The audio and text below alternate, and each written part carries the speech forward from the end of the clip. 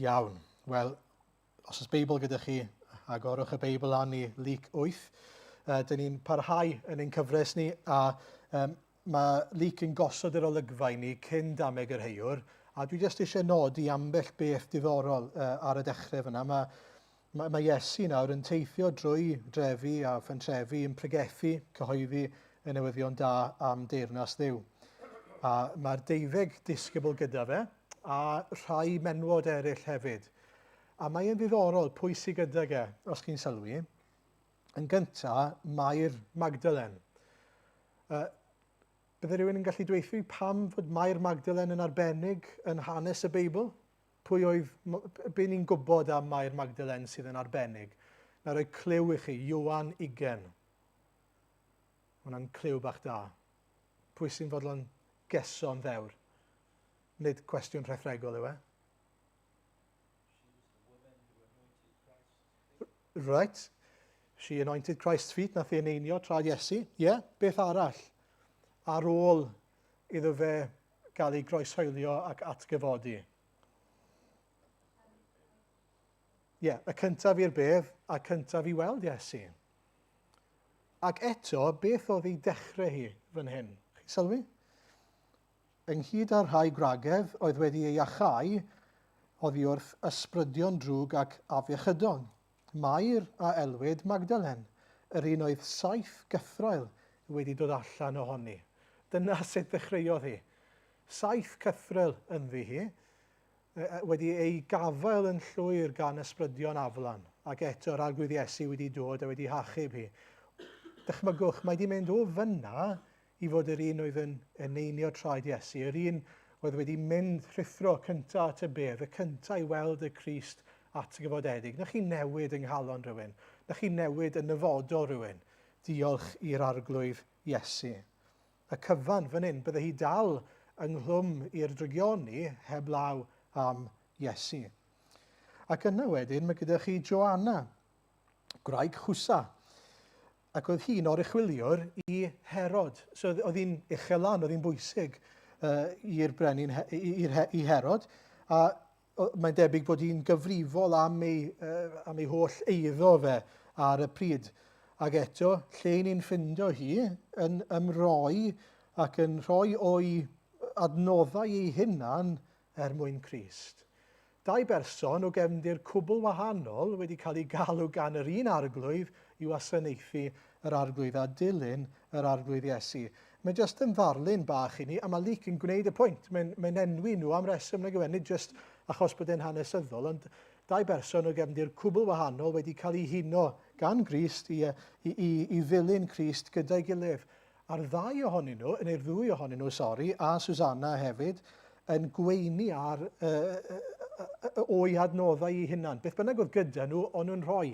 Bydde gan Joanna yn sicr fwy nag oedd gan Mair Magdalen, ond nhw'n rhoi o'i adnoddau mwyn Crist. Sym ots faint sydd gyda chi, ond eich bod chi'n rhoi sydd yn bwysig, eich bod chi'n fodlon ymrwymo i Grist. Dyna sydd yn bwysig. O'n i jyst eisiau nodi hwnna, achos mae'n glir yn y dechrau yn fyna. Ond mae'r hanes yma te nawr, y dameg yr heiwr mae'n cael ei alw gan llawer.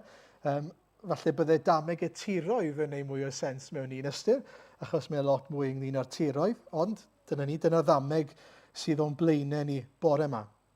A pan ni'n edrych ar ddamhegion, un peth sy'n bwysig nodi yw trefn sut mae damhegion yn gweithio. I ni'n gallu meddwl weithiau fod damhegion yna fel ateb i, dwi eisiau esbonio rhywbeth, mae'r ddameg yn esboniad i ni o'r hyn dwi'n trial darlunio. Dyw dameg ddim yn gwneud hynny. A mae hwnna'n bwysig oherwydd sylwch, mae hwn yn batrwm trwy'r Efengylau, mae e'n rhoi dameg i bawb, mae'r rhai wedyn yn dod nôl ato fe a gofyn am esboniad ac yna maen nhw'n cael ateb, esboniad i'r ddameg. A mae hynny'n digwydd trwy'r amser. Y rheswm pam mae hwnna'n bwysig yw oherwydd os chi'n edrych ar adnodau 8 i 10, mae Iesu yn defnyddio dameg mwyn gwahaniaethu. Gwahaniaethu rhwng rai sydd â chlustiau i glywed a rai sydd ddim. Rhai sydd eisiau derbyn a rai sydd ddim. Mae'n nodweddiadol fan hyn, adnod 8 te, Y sawl, y darn ola, wrth ddweud hyn fe weiddodd, y sawl sydd y chlystio ganddo i wrando, gwrandawed. Gofynnodd ei ddisgyblion iddo beth yw ystyr y ddameg hon. Meddai ef, i chi y mae gwybod cyfrinachau teyrnas Dduw wedi ei roi, ond i bawb arall y maent ar ddamhegion, fel edrych na welant ac clywed na ddeallant. Mae'r ddameg yn cael ei roi i bawb, ond dyw'r esboniad ddim yn cael ei roi i bawb. A dyw'r esboniad ddim ar gyfer, a dyw'r ddameg mewn gwirionedd, mae Iesu'n dweud, ddim ar gyfer pawb. Mae ar gyfer y rai sydd yn fodlon gwrando, sydd yn fodlon derbyn yr hyn sydd gan yr arglwydd Iesu i'w ddweud wrthyn nhw mewn gwirionedd. Bydd yna rai sydd yn edrych ond ddim yn gweld, neu clywed a ddim yn deall. A mae hwnna'n gallu swnio'n galed ac yn llym pam fod yr arglwydd yn dymuno hynny. Ond y gwir yw, dyw'r rhai sydd ddim yn clywed ddim eisiau derbyn yn y lle cyntaf. Maen nhw'n gwrthod mewn gwirionedd clywed. Dyn nhw ddim a chalonau agored i glywed. Ac felly mae calonau nhw yn war galed cyn dechrau, cyn clywed y ddameg yma. Ond, wnawn ni hefyd dod i weld, mae dim ond yr arglwydd Iesu sydd yn gallu newid cyflwr calonau. Nawr, dyna falle precursors, be bynnag yw hwnna'n Gymraeg, jyst i ni allu gosod yr olygfa te. Mae Iesu eisiau defnyddio damhegion i egluro sut mae teyrnas nefoedd yn gweithio. Mae ar gyfer ei ddisgyblion, so mae ar gyfer Cristnogion. Mae ar mwyn i ddeall sut mae Duw yn gweithio. Dyna'r prif bwrpas fan hyn. Gallai bobl ddarllen damhegion a dod i'w casgliadau eu hunain yn gallu nhw. Bydde fe'n rwydd, o'n i'n meddwl wrth baratoi, gallech chi ddod â sawl gwers mas o ddameg yr heiwr. Gallech chi ddweud mae'r wers yw, wel, peidiwch â gwastraffu'ch hadau. Peidiwch â roi'r hadau bobman, mewn geiriau eraill. Peidiwch â hau bobman, achos mae'n wastraff mewn 3 math o dir. Sicrhewch bod chi'n rhoi eich egni mewn i ddim ond plannu hadau ar un darn o dir. Nid dyna'r ddameg wrth gwrs. Nid dyna pwynt yr arglwydd Iesu. Clwyd i'r arglwydd, mae gyda ni'r esboniad fan hyn, dim ond i ni dderbyn e. A felly, mae yna lot o wersi eraill, fi'n siŵr gallech chi ddod i'r casgliad mae'r arglwydd Iesu'n dweud, ond does dim rhaid i ni ddyfalu achos mae'r arglwydd Iesu'n rhoi nhw i ni fan hyn. Felly, mae Iesu nawr wedi dweud beth yw y ddameg, mae'n syml nag yw e, ni gyd yn gwybod e, sy'n rhaid i fi fynd drosto fe, rili. 4 math o dir, maen nhw lan ar y sgrin, sori, dwi ddim yn glir iawn. Ond mae'r adar yn dod yn casglu oddi ar y llwybr, mae gyda chi'r tir creigiog, mae'n heb i'w wreiddio, mae gyda chi'r chwyn wedyn, neu'r draen, sydd yn tagu yr hadyn, a wedyn mae gyda chi'r tir da. Ni gyd yn gwybod am y tiroedd yma. Ond mae Iesu'n esbonio i ni te, beth yw ystyr y ddameg nag yw e. Mae gyda chi'r heiwr, yr un sydd yn rhannu gair Duw. Wedyn mae gyda chi'r hadau, sef gair Duw neu'r efengyl. Mae gyda chi y tiroedd, sef y galon, calonau o fathau gwahanol, tiroedd gwahanol. Mae gyda chi adar, y diafol yw yr adar. Mae gyda chi'r draen. Mae'r una'n sôn am 3 pheth, gofalon, golyd a phleserau'r byd. Gofalon, neu worldly cares, pethau sy'n pwyso arno ni ar y byd. Golyd, arian a cyfoeth a phleserau'r byd. Ac yna mae gyda chi, falle, y peth ola'r ffrwyth sydd yn dod o'r tir da, hwnna yw ffrwyth yr efengyl, ffrwyth sydd yn dod o gredu ac o aros yng Nghrist. Felly, dyn ni jyst yn mynd i edrych ar sut mae'r arglwydd yn gwahaniaethu rhwng y tiroedd yma. Y peth cyntaf dyn ni'n dod i weld yw, dyw clywed ddim yn golygu fod rhywun yn mynd i dderbyn yr efengyl. Dyw clywed ddim yn arwain at dderbyniad bob tro. A mae Iesu'n gwneud hynny'n glir. Mae yna rai sy'n mynd i glywed, a maen nhw'n mynd i wrthod. Maen nhw'n mynd i glywed newyddion da. Maen nhw'n mynd i glywed fod yna Dduw yn y nefoedd sydd yn ei caru nhw gweithau pechod nhw. Gweithau gwrthryfel nhw, gweithau ffolineb nhw, mae'r arglwydd yn ei caru nhw. A mae wedi trefnu ffordd aberthol, trwy ei fab ei hun, i'w hachub nhw. Y newyddion rhagorol, mwyaf rhagorol yn y byd. Ac eto, mae yna rai sydd yn mynd i glywed hwnna ac yn mynd i weid, na, dim i fi. Mae hwnna'n anodd i ni allu bron deall a derbyn nag yw e. Fod yna rai sydd yn mynd i glywed newyddion mor dda ac yn mynd i fynd, na, dim diolch. Hynny yw, dyw e ddim jyst yn fater o bod yna rai sydd ddim yn mynd i glywed. Mae yna rai sy'n mynd i glywed. Sy'n mynd i ddeall yr efengyl, ond yn mynd i ddweud, na, sa eisiau hwnna. A rhywbeth heriol i ni ystyried fyna yw, ydyn ni wedi paratoi'n hunain ar gyfer hynny. Oherwydd dyna mae Iesu'n neud i'w ddisgyblion, ydy fe? Mae eisiau iddyn nhw ddeall, i chi mynd i fynd o gwmpas yn siarad am y newyddion da, am yr efengyl. Chi'n mynd i fynd o gwmpas yn cyhoeddi Iesu Grist. Mae yna rai, deallwch, lle mae Satan yn mynd i gipio'r hadyn yna. Dyw e ddim yn mynd i ddwy'n ffrwyth, dyw e ddim yn mynd i ddod â bywyd, mae e'n mynd i farw. Ydyn ni'n barod am hynny?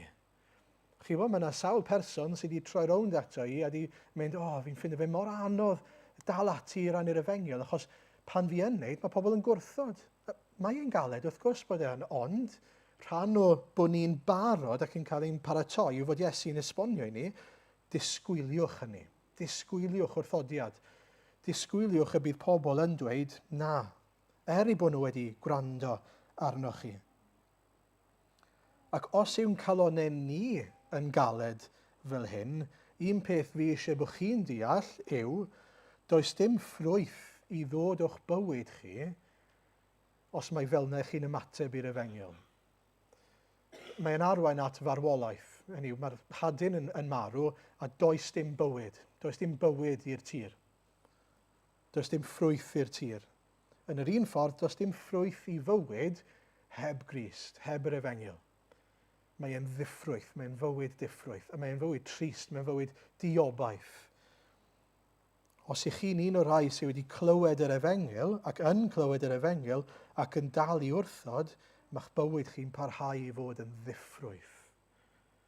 A dwi ddim yn dweud hynny mewn ffordd cas, mae hwnna'n drist, mae hwnna'n dor calones os yw hwnna'n wir.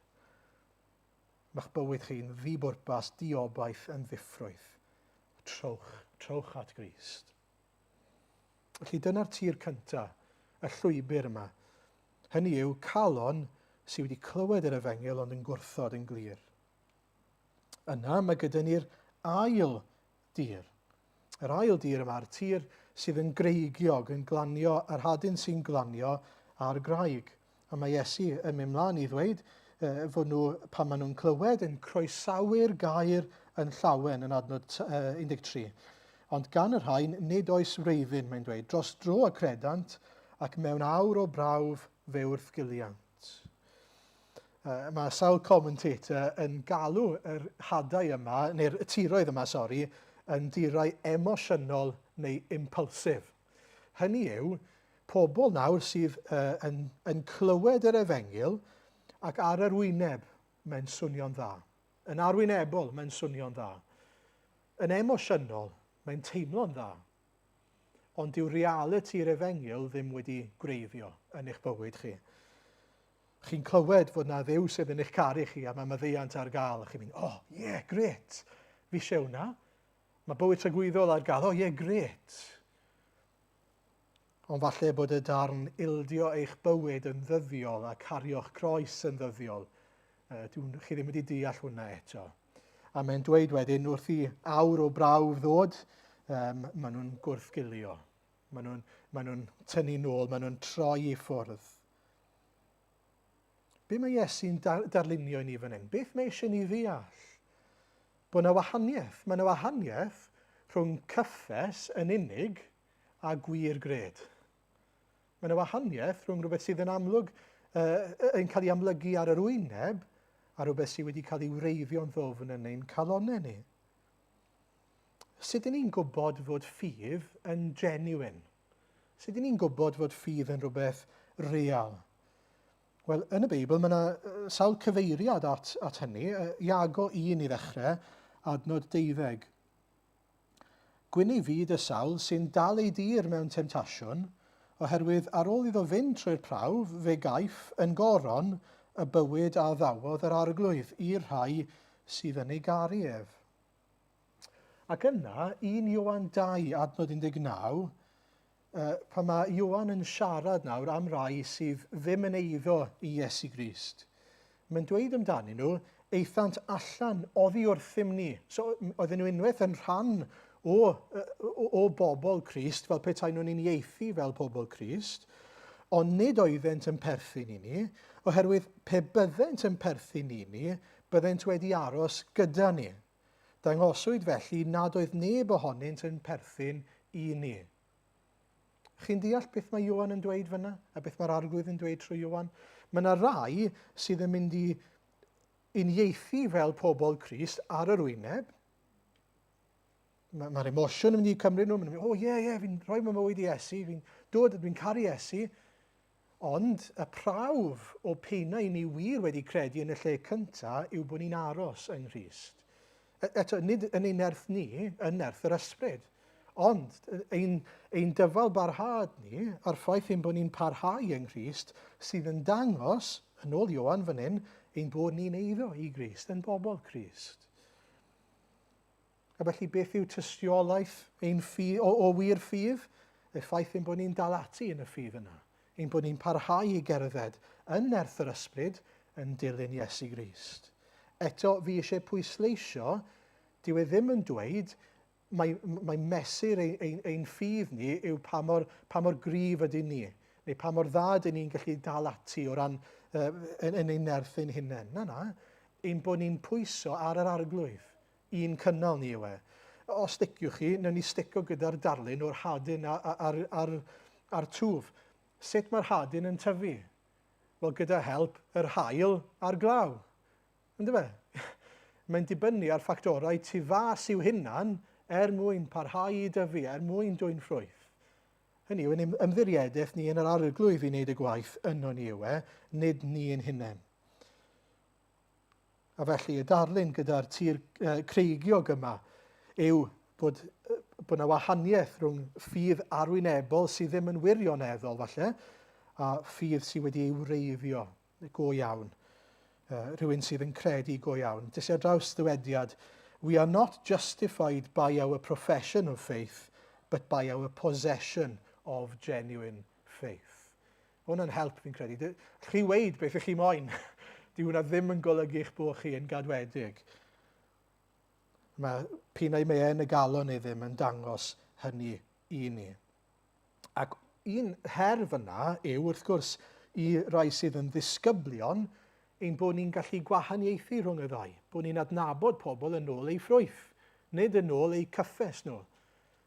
Eto, cofiwch mae'n siarad gyda'r disgyblion, na'r pwrpas y ddameg. Mae eisiau bod y disgyblion yn deall, mae yna rai sy'n mynd i ddweud lot o bethau. Ond y cwestiwn yw, beth ych chi'n gweld yn eu bywyd nhw? A oes ffrwyth? A oes dibyniaeth ar yr ysbryd glân i ddyfal barhau? Neu ddim? Ac o'n i hefyd yn meddwl bod e'n her i ystyried pan dwi'n rhannu'r efengyl gyda pobl eraill, ydw i'n trial lliwio hynny yn emosiynol, neu ydw i'n darlunio'r efengyl ac yn esbonio'r efengyl yn glir ac yn gyfan gwbl, fel bod nhw'n cael dealltwriaeth lawn o beth mae Iesu wedi gwneud drostyn nhw. Hynny yw, mae yna lot o bobl chi wedi clywed, fi'n siŵr yn eich gorffennol chi'ch hunan, sydd yn rhannu'r efengyl mewn ffordd sy'n gallu gwneud i'r efengyl swnio'n rhwydd. Un peth fi eisiau nodi yw, dyw Iesu byth yn gwneud hynny. Pan mae Iesu'n rhannu'r efengyl, dyw e ddim jyst yn dweud, dewch yn ffrind i fi. Dewch i gael amser da gyda fi. Os rhywbeth mae'n darlunio fod dilyn Iesu y peth anodda allwch chi wneud. Fel bod pobl yn deall y gost, achos chi'n dod yn erbyn ffordd y byd. A mae hwnna i raddau'n wir i ni, pan ni'n cyflwyno Crist, mae'n bwysig bod ni'n cyflwyno Crist fel byddai Crist yn cyflwyno ei hunan. Dewch a ildio eich bywyd, dewch a rhoi yn gyfan gwbl, cario'ch croes a dilyn Crist. Ac wrth gwrs mae yna ddaioni, mae yna drysor i'w gael yn hynny. Dwi ddim yn trial bychanu hynny, ond bod ni'n gwneud yn glir yr efengyl i ni'n cyhoeddi. Felly dyna'r ail fath o dir, neu'r fath o galon. Y trydydd math o galon yw'r tir sydd yn llawn draen. Nawr, o'n i'n ffeindio fe'n ddiddorol iawn, mae Iesu'n defnyddio, yn esbonio fod 3 math o beth sy'n gallu tagu rhywun, rhag dod a derbyn Crist a gadael i'r gwreiddiau yna ddwy'n ffrwyth a tyfu. Gofalon, golyd a phleserau. Yn gyntaf, gofalon te. Mae'n ddiddorol nag yw bod gofalon yn rhywbeth sy'n gallu rhwystro rhywun rhag dwy'n ffrwyth, rhag tyfu. Mae eisiau ni gymryd sylw o hynny. Y rheswm dros hynny yw mae gadael i'r gofalon yna ddalgafel arno ni yn mynd yn erbyn bwriadau Duw ar ein cyfer ni. Sef ein bod ni'n ymddiried yn ei arglwyddiaethau a'i sofraniaethau. Dyw'r ddau, chi'n deall y pwynt, dyw'r ddau ddim yn compatible fel petai. Allwch chi ddim dweud ar un llaw, fi'n poeni am hyn a'r llall ag arall, fi'n llawn anxieties, ond fi hefyd yn credu fod yr arglwydd yn sofran. Wel, pa un yw e? Chi'n deall, ni'n cael ein tagu gan y gofalon sydd yn ein rhwystro ni rhag ymddiried a phwyso a gorffwys yn arglwyddiaeth a sofraniaeth a natur daionus Duw. Dyna pam yn y Beibl mae Iesu'n dweud mor aml, peidiwch ag ofni, peidiwch â phryderu. A felly, os yw pryder a gor-bryder yn ein llethu ni, mae'n dangos rhywbeth am eich calon chi. Mae'n dangos bod chi ddim yn gorffwys yn sofraniaeth Iesu Grist. Mae'n dangos bod chi ddim yn gadael Iesu arglwyddiaethu ar eich bywyd chi. Chi'n trio teyrnasu eich hunan, rheoli eich hunan. Mae hwnna'n her enfawr nag yw e.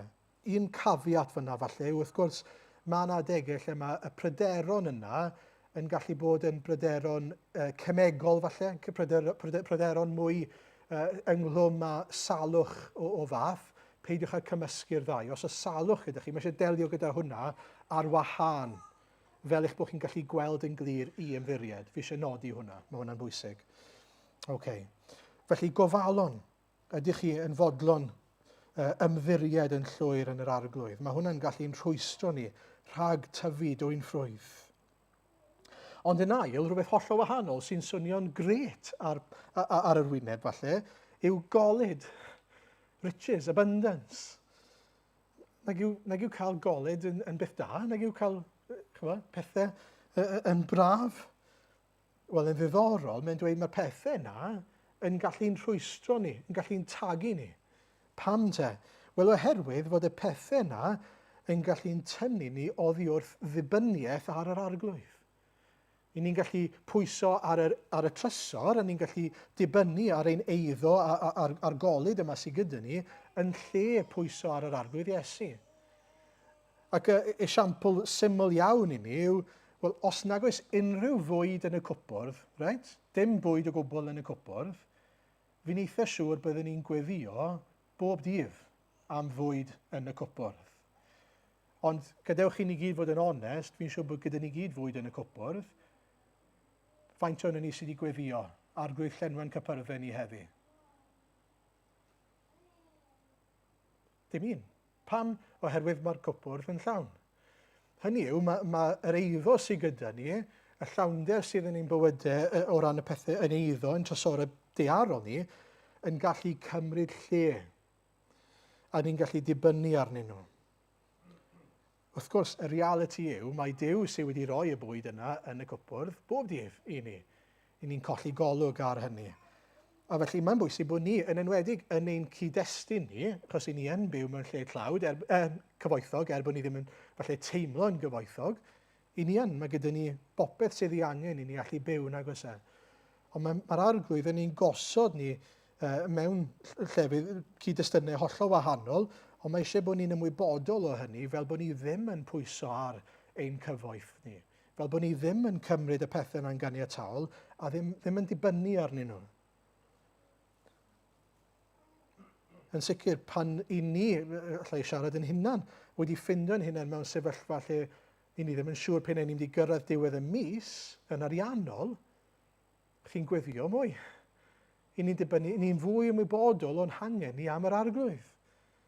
A chi'n gwybod, mae hwnna'n beth da. Mae'n yn atgoffa ni o'r hyn mae'r arglwydd eisiau ei ddysgu ni. Fe yw'r rhoddwr pob peth da a ni'n dibynnu arno fe, nid ar ein hunain. byddwch yn ymwybodol falle o'r pethau gall ein tagu ni rhag dwy'n ffrwyth, hyd yn oed y golyd yna sydd yn rhan o'n bywydau ni. A'r peth ola wedyn sydd yn nghlwm â hynny mewn un ystyr yw pleserau. Mae arian a golyd yn gallu talu am lot o bleserau'r byd hefyd nag yw e. A chi'n gweld yn ein cyd-destun ni eto, yng Nghyfyrddin, yng Nghymru, yn y gorllewin, mae yna arian gyda ni dalu am experiences, pleserau'r byd, pethau sy'n gallu llenwi'n bywyd ni. A pam fod pobl eisiau llanw bywyd? Pam fod pobl eisiau'r holl stwff yma? Wel, mae'n help mawr os ych chi ddim eisiau gorfod wynebu reality eich sefyllfa chi, reality eich bywydau chi, reality eich pechod chi, reality eich dyfodol chi. Mae'n gret os ych chi ddim eisiau gorfod meddwl am y pethau yna i lanwch bywyd chi gyda thrills a spills, be bynnag arall allwch chi ffindo. Dyw e ddim yn cael gwared ar y realities, dyw e ddim yn ateb y realities, a felly maen nhw'n gorfod parhau i lenwi bywyd gyda phleserau'r byd. Ond gwagedd yw e, ynddo fe? Gwagedd yw y cyfan.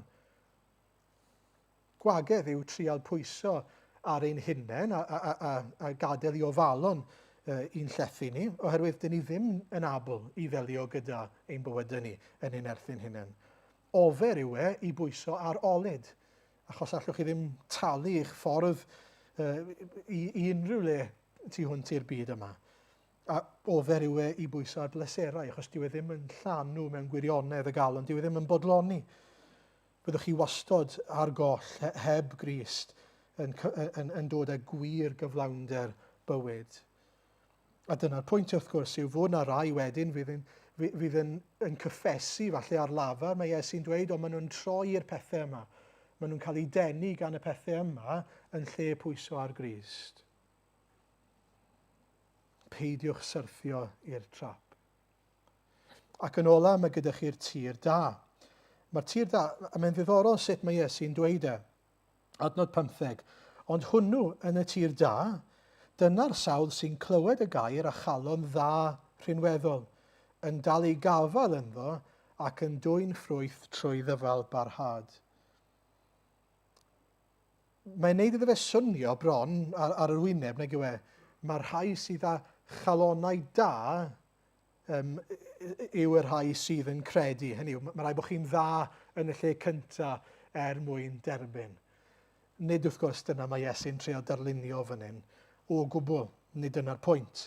Beth mae'n dweud yw, dyma'r rhai nawr sydd yn derbyn yr efengyl, a sylwch ar y geiriau mae'n defnyddio, yn dal ei gafael ynddo ac yn dwy'n ffrwyth trwy ddyfal barhad. Y gwahaniaeth mwyaf yw maen nhw'n derbyn yr efengyl a maen nhw'n dal gafael yn yr efengyl. Dal gafael ynddo fe. Maen nhw'n dyfal barhau.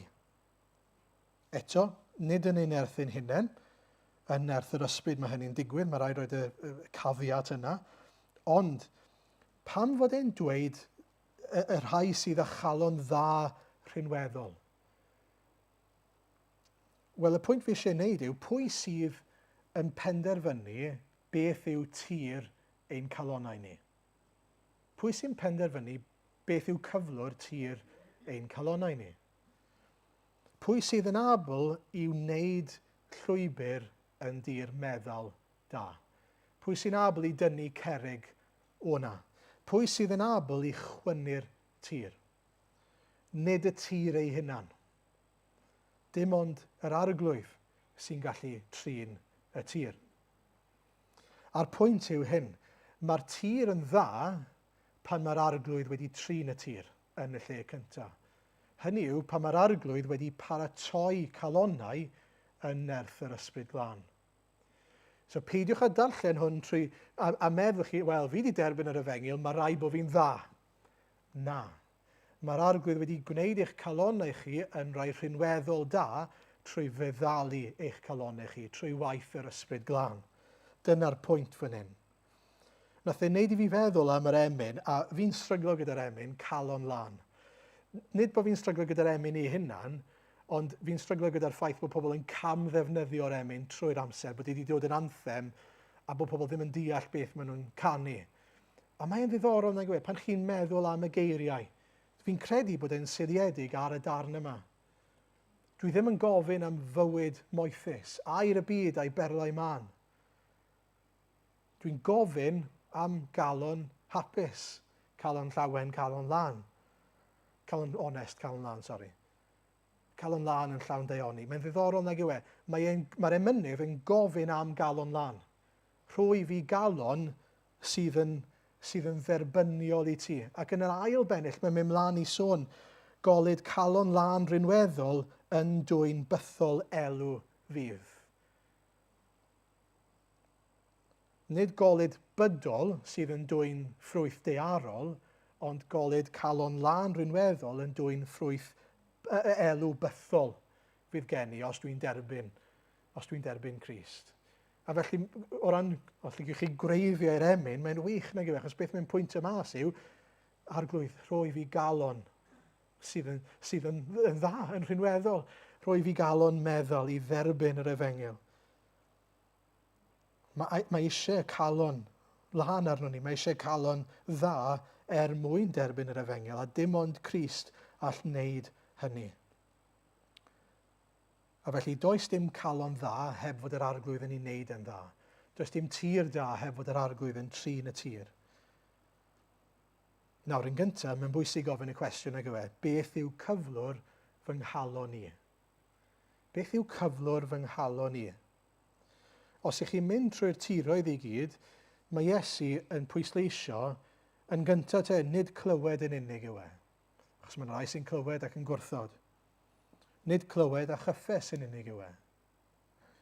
Nid clywed a wedyn mynd off i ddilyn ffyrdd y byd gyda'i gofalon a golyd a pleserau yw e.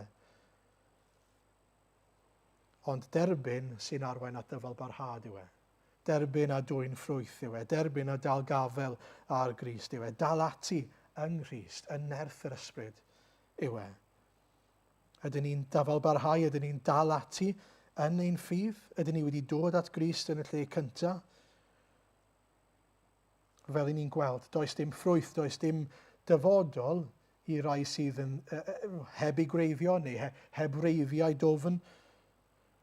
Rhai sy'n cael eu tagu, marwolaeth yw diwedd hanes y tri math yna o dir. Oes tystiolaeth fod Crist yn parhau i fod ar orsedd fy nghalon? Dyna'r cwestiwn cyntaf.